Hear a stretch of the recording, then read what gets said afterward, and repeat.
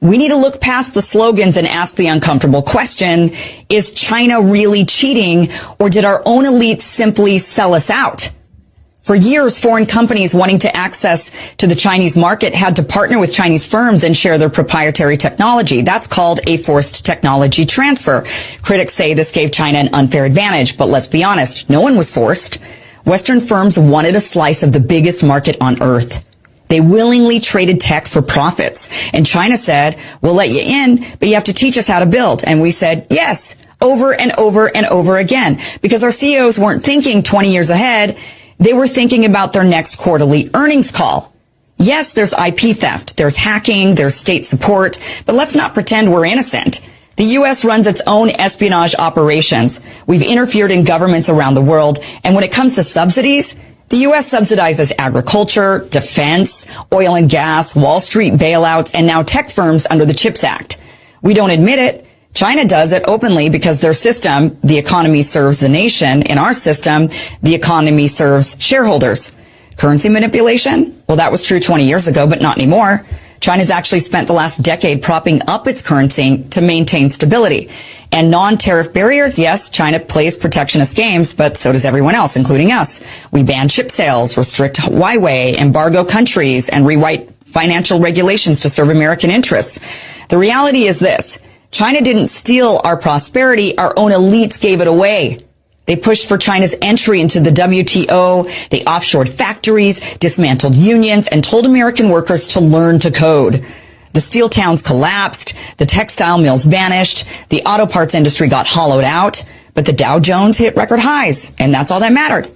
And what did China do with its surplus? It didn't hand out stock buybacks. It didn't pump the money into speculative finance. It built high-speed rail, smart cities, new energy grids, entire industries from scratch. And what did we do?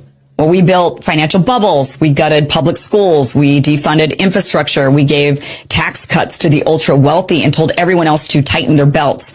And now we think tariffs are going to fix this? Tariffs are like putting duct tape on a collapsing bridge. They raise prices, disrupt supply chains, and they invite retaliation. They don't build new factories. They don't create a workforce. They don't fix our broken system. At best, they're a pause button. But we don't need a pause. We need a reset.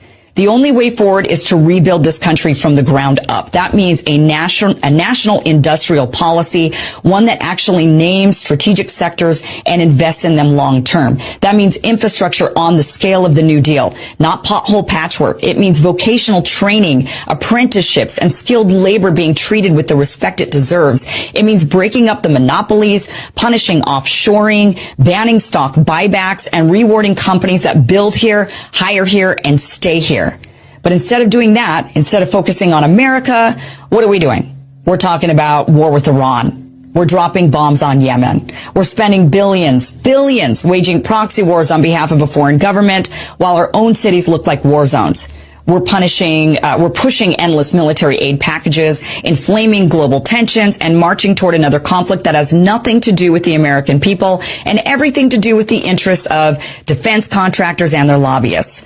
And when we're not trying to start a war, we're fantasizing about expanding our empire, making Canada a U.S. state, buying Greenland, stationing troops on every continent, guarding pipelines and mineral routes while our own border is a disaster and our veterans sleep in tents. This isn't America first. This is empire first, globalism first, elites first. If we really believed in putting America first, we wouldn't be policing the world. We'd be rebuilding our country. We'd have the best rail in the world, the cleanest water, the strongest power grid, the most resilient supply chains, the best educated workforce, the most secure borders. But we don't. Because our leaders aren't interested in America as a nation. They're interested in America as an empire, a brand, a vehicle for wealth extraction. And that's the greatest betrayal of all. Because China is playing for China, acting in its own self-interest. Our ruling class is acting in their interest, not yours, not mine, not the country's. So no, the real problem isn't that China is cheating.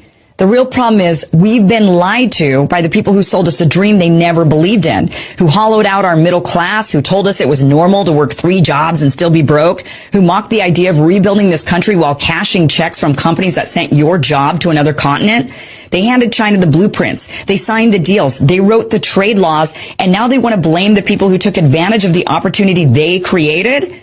No, that's not cheating. That's smart. Ruthless, yes. Strategic, absolutely. But we should be taking notes, not throwing tantrums. If we want to win again, we don't need more sanctions. We need more engineers.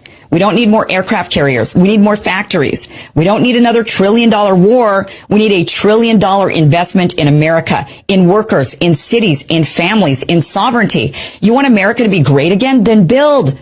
Stop chasing wars. Stop chasing distractions. Stop chasing empire. Bring it home and start again. That's the real America first, and it's the only way forward.